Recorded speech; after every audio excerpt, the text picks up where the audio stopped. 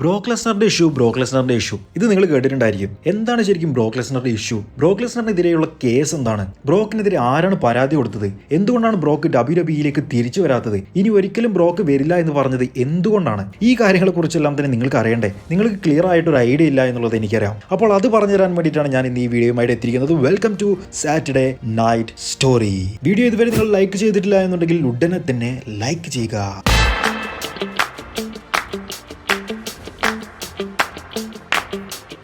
ബ്രോക്ക് ലെസ്നറുമായിട്ട് ഈ കേസിന് ബന്ധം എന്താണെന്ന് അറിയുന്നതിന് മുൻപേ വിൻസ് മക്മാനുമായിട്ട് ഈ കേസിന് എന്താണ് ബന്ധമെന്ന് അറിയണം. അതിനു മുമ്പേ കേസ് എന്താണെന്ന് അറിയണം. ജാനൽ ഗ്രാൻഡ് എന്ന് പറഞ്ഞിട്ടുള്ള ഒരു വുമണും വിൻസ് മക്മാനും തമ്മിലുള്ള ഒരു ബന്ധമായിരുന്നു ഈ കേസിന്റെ എല്ലാം തന്നെ തുടക്കമുണ്ടായിരുന്നത്. ജാനൽ ഗ്രാൻഡിന്റെ വയസ്സ് 44 ആണ്. വിൻസ് അദ്ദേഹത്തിന്റെ കമ്പനിയിലേക്ക്, അതായത് ഡബ്ല്യുഡബ്ല്യുഇയിലേക്ക് ജാനൽ ഗ്രാൻഡിന് ഒരു ജോബ് ഓഫർ ചെയ്യുകയുണ്ടായി. $2 ലക്ഷം ഒരു വർഷത്തേക്ക് തരാം എന്നുള്ളതായിരുന്നു പറഞ്ഞിട്ടുണ്ടായിരുന്നത്. വളരെ ചെറിയ വർക്ക് തന്നെയായിരുന്നു ജാനൽ ഗ്രാൻഡിന് കൊടുത്തിട്ടുണ്ടായിരുന്നത്. പക്ഷെ വിൻസ് അത് ദുരുപയോഗം ചെയ്യുകയായിരുന്നു. വിൻസിനെതിരെ ജാനൽ കൊടുത്തിട്ടുണ്ടായിരുന്ന പരാതികൾ എന്തൊക്കെയാണെന്ന് വെച്ച് കഴിഞ്ഞാൽ, വിൻസ് ഇടയ്ക്കിടയ്ക്കെല്ലാം തന്നെ അദ്ദേഹത്തിന്റെ അടിവസ്ത്രത്തിൽ വരും, ജാനലിന്റെ കാലുകളിൽ സ്പർശിക്കും, ഇടയ്ക്കിടയ്ക്ക് ഒന്ന് കെട്ടിപ്പിടിക്കുമോ എന്ന് ചോദിക്കും, നമ്മൾ തമ്മിലുള്ള ബന്ധം വേറെ ആരും അറിയരുത് എന്ന് പറയും. ഇങ്ങനെയുള്ള കാര്യങ്ങളെല്ലാം തന്നെയായിരുന്നു. ഫിനാൻഷ്യലി ഉള്ള പ്രശ്നങ്ങൾ കാരണമാണ് ജാനൽ ഡബ്ല്യുഡബ്ല്യുഇയിലേക്ക് ജോയിൻ ചെയ്തിട്ടുള്ളത് എന്നുള്ളതും, പക്ഷെ ജോയിൻ ചെയ്തതിന് ശേഷമാണ് ഇതൊരു ട്രാപ്പാണ് എന്നുള്ളത് തനിക്ക് മനസ്സിലായതെന്നുമായിരുന്നു ജാനൽ പറഞ്ഞത്.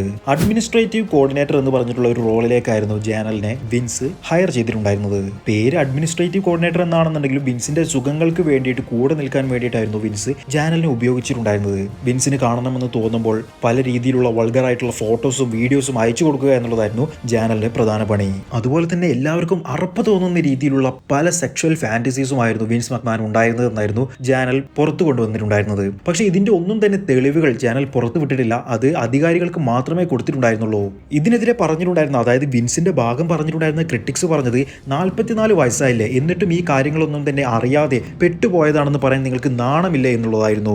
ഇത്രയും കാര്യങ്ങൾ ചെയ്തു കൊടുത്തിട്ടും ഇതെല്ലാം തന്നെ ഏറ്റവും അവസാനം ഒരു ട്രാപ്പാണ് എന്നുള്ളത് ഇപ്പോഴാണ് നിങ്ങൾക്ക് മനസ്സിലായത് എന്നുള്ളതും കൂടി ക്രിട്ടിക്സ് ചോദിക്കുകയുണ്ടായി. നമ്മൾ ഇത്രയും നേരം പറഞ്ഞത് വിൻസിന്റെ കുൽസിതങ്ങളാണ്. പക്ഷെ അതിനല്ലല്ലോ നമ്മൾ വന്നത്. ബ്രോക്ക് ലെസ്നറിന് ഈ കേസുമായിട്ട് എന്താണ് ബന്ധം? അതറിയണമെന്നുണ്ടെങ്കിൽ 2020 പോകണം. 2020 COVID-19 മൂലം ഡബ്ല്യുഡബ്ല്യുഇയുടെ ഷോകളെല്ലാം തന്നെ ക്യാൻസൽ ചെയ്യുന്നു. ഡബ്ല്യുഡബ്ല്യുഇയുടെ ഷോകളെല്ലാം തന്നെ ആരുമില്ലാത്ത അറേനകളിൽ നടക്കുന്നു. തണ്ടർഡോം എന്ന് പറഞ്ഞിട്ടുള്ള പുതിയൊരു എറ വരുന്നു, അവിടെ വെച്ചിട്ട് നടക്കുന്നു.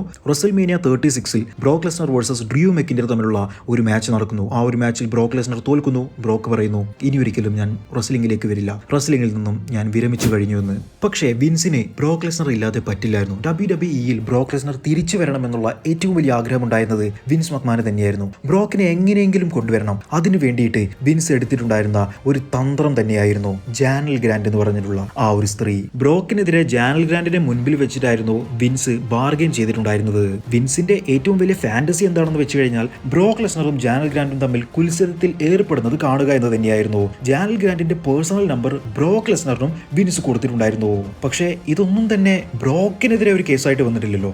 ബ്രോക്കിനെതിരെ അവർ പറഞ്ഞിട്ടുണ്ടായിരുന്നത് ബ്രോക്കിന്റെ ഏറ്റവും വൃത്തിഹീനമായ ഒരു സ്വഭാവത്തെ കുറിച്ചായിരുന്നു. ബ്രോക്ക് ജാനലിന് മെസ്സേജ് അയച്ച് പറഞ്ഞിട്ടുണ്ടായിരുന്ന കാര്യം എന്താണെന്ന് വെച്ച് കഴിഞ്ഞാൽ, തനിക്ക് ഒരു ഫാന്റസി ഉണ്ട്, അതായത് തനിക്ക് ജാനൽ ഗ്രാൻഡ് മൂത്രമൊഴിക്കുന്നത് കാണണം എന്നുള്ളതായിരുന്നു ബ്രോക്ക് ലെസ്നർ പറഞ്ഞത് എന്നാണ് ഇവർ കൊടുത്ത കേസിലുള്ളത്.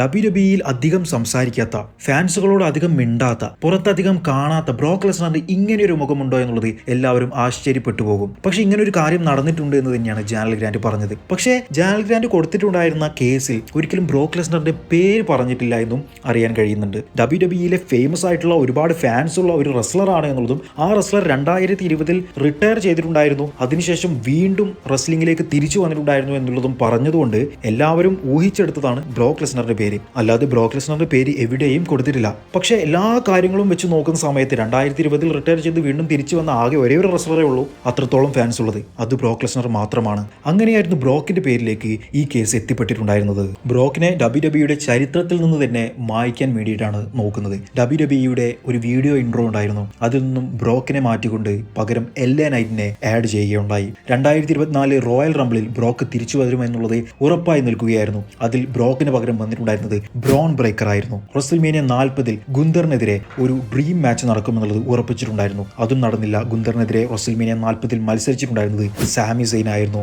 WWE 2K24 വീഡിയോ ഗെയിമിന്റെ ഒരു കവറിൽ ബ്രോക്കിന്റെ ഫോട്ടോ കൊടുക്കുമെന്നുള്ളത് ഉറപ്പിച്ചിട്ടുണ്ടായിരുന്നു. അത് മാറ്റി കൊടുത്തിട്ടുണ്ടായിരുന്നത് ജോൺ സീനയുടെ ഫോട്ടോ ആയിരുന്നു. ബിയേർഡഡ് ബച്ചേഴ്സ് എന്ന് പറഞ്ഞിട്ടുള്ള ഒരു കമ്പനിയുടെ ബ്രാൻഡ് അംബാസിഡർ ആയിട്ട് ബ്രോക്ക് ലെസ്നർ ഉണ്ടായിരുന്നു. ആ ഒരു ബ്രാൻഡിൽ നിന്നും ബ്രോക്ക് ലെസ്നറെ മാറ്റപ്പെടുകയുണ്ടായി. അങ്ങനെ മാറ്റി ഏറ്റവും അവസാനം ക്രിസ് ബെൻവയ്ക്ക് എന്താണോ WWE സംഭവിച്ചത് അതുപോലെ തന്നെ ബ്രോക്ക് ലെസ്നറുമായി മാറുമെന്ന് തന്നെയാണ് ഇപ്പോൾ അറിയാൻ കഴിയുന്നത്. അതായത് ക്രിസ് ബെൻവ തന്റെ ഭാര്യയെയും മകനെയും കൊന്നിട്ട് സൂയിസൈഡ് ചെയ്തതായിരുന്നു. ഇത് WWEക്ക് ഒരിക്കലും അക്സെപ്റ്റ് ചെയ്യാൻ കഴിയില്ല എന്ന് പറഞ്ഞിട്ട് WWE ക്രിസ് ബെൻവയെ WWEയുടെ ഹിസ്റ്ററിയിൽ നിന്ന് തന്നെ മായ്ച്ചു കളഞ്ഞിട്ടുണ്ടായിരുന്നു. അതുപോലെ WWEയുടെ ഹിസ്റ്ററിയിൽ നിന്ന് തന്നെ ബ്രോക്ക് ലെസ്നറും മാഞ്ഞു പോകുമെന്നാണ് ഈ കേസിന് തെളിവുകൾ കിട്ടി വിധി വന്നു കഴിഞ്ഞാൽ നടക്കാൻ വേണ്ടി പോകുന്നത്. വിൻസിന്റെ പേരിൽ ഈ കേസ് തെളിയിക്കപ്പെട്ടു കഴിഞ്ഞാൽ എന്തായാലും ബ്രോക്ക് ലെസ്നറെ പിന്നീട് WWEയിൽ കാണാൻ കഴിയില്ല. ബ്രോക്ക് എന്തായാലും WWEയിലേക്ക് തിരിച്ചു വരികയില്ല.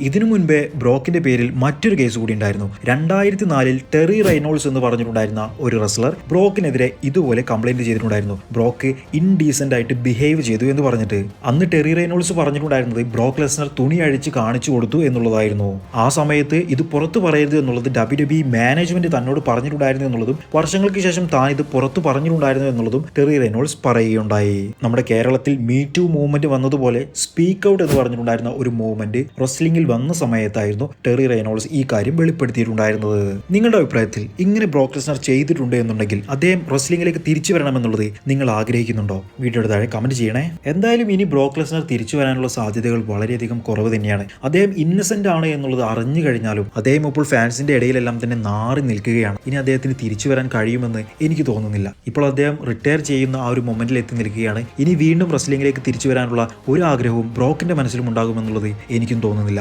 അദ്ദേഹത്തിന്റെ കയ്യിൽ നിറയെ പണമുണ്ട്. റെസ്ലിംഗിലെങ്കിലും ജീവിക്കാൻ അദ്ദേഹത്തിന് അറിയാമെന്നുള്ളത് കൃഷിയിലൂടെ ബ്രോക്ക് തന്നെ കാണിച്ചിട്ടുമുണ്ട്. വിൻസ് തന്റെ അച്ഛന്റെ പോലെയാണ് എന്നുള്ളത് ബ്രോക്ക് ഒരുപാട് തവണ പറഞ്ഞിട്ടുണ്ട്. അങ്ങനെ നിൽക്കുന്ന ബ്രോക്കിന് ട്രിപ്പിൾ എച്ചും സ്റ്റീഫനിയും നടത്തുന്ന WWEയിലേക്ക് വരാൻ കഴിയുമോ? എനിക്ക് തോന്നുന്നില്ല അങ്ങനെയൊന്നും നടക്കുമെന്ന്. അപ്പോൾ എന്റെ അഭിപ്രായത്തിൽ ബ്രോക്ക് ഇനി WWEയിലേക്ക് തിരിച്ചു വരില്ല. നിങ്ങളുടെ അഭിപ്രായം വീഡിയോയുടെ താഴെ കമന്റ് ചെയ്യാൻ മറക്കരുതേ. വീഡിയോ ഇഷ്ടപ്പെട്ടാൽ ലൈക്ക് ചെയ്യുക. അടുത്ത ആഴ്ച ഇതുപോലെ മറ്റൊരു സൂപ്പർ താരത്തിന്റെ സ്റ്റോറിയുമായിട്ട് ഞാൻ വരാം. അതുവരേക്കും ബൈ ഗൈസ്.